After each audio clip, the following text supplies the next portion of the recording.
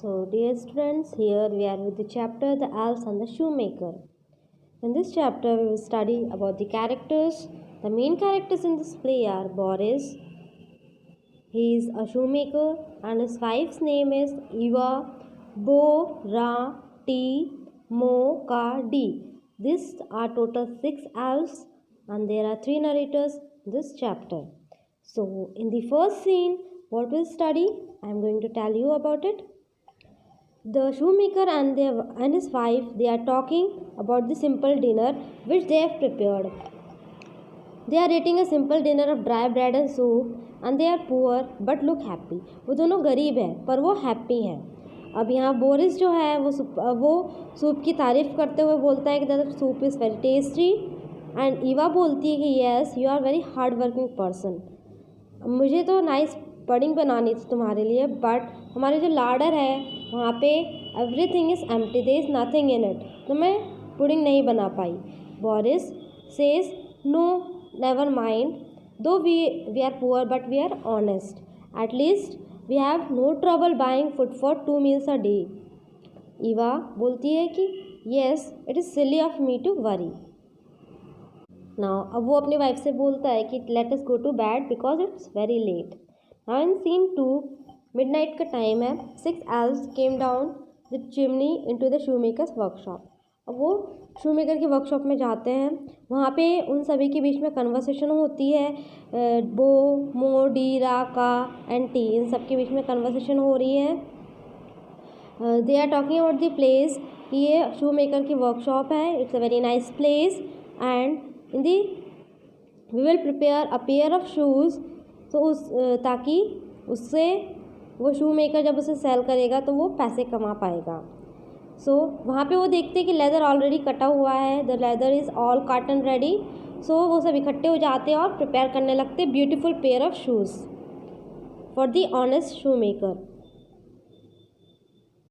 ऐसे कंटिन्यूसली वो कहीं for at least 1, 2, 3 nights and more than 3 nights they continue doing this thing. मतलब वो कंटिन्यूसली ऐसे डेली नाइट्स में आते थे और शूज़ बनाकर रख जाते थे. और जब भी मॉर्निंग में ये शू मेकर देखता था, he was very surprise to see it कि ये शूज़ कौन बना रहा है. डेली मुझे न्यू शूज़ मिलते हैं यहाँ पर. Who is making this shoes. Now in the scene 3 a few days later Boris and Eva are sitting at the kitchen table eating pudding and talking. अब वो पुडिंग खाते हुए कुछ बातें कर रहे हैं. वहाँ पे वो बोल रहे हैं कि जो लिटिल पीपल है जिन्होंने हमारी इतनी हेल्प की, डेली हमारे लिए इतने ब्यूटीफुल शूज़ सैंडल स्लीपर्स बनाए हम लोग के लिए, और जब मैंने इसे सेल किया तो हमने पैसे अर्न किए. We have earn a lot of money and now we are happy and rich. So we must thank this little people. So then Eva is saying this.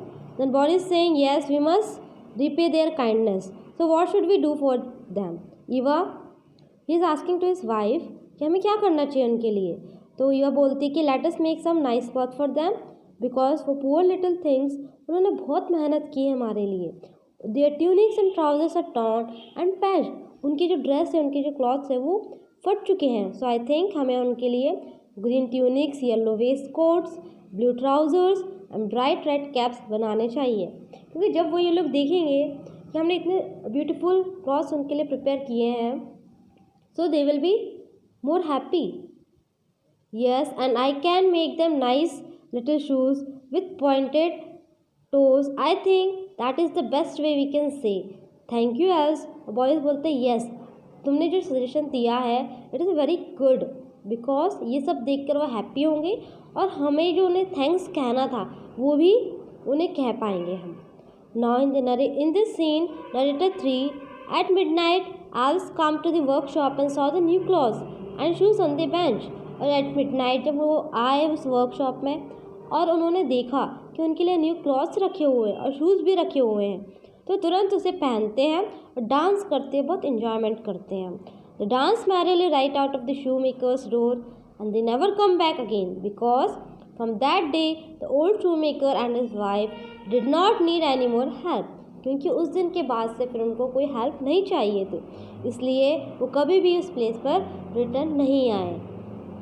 This story is adapted from the elves and the shoemaker by the brothers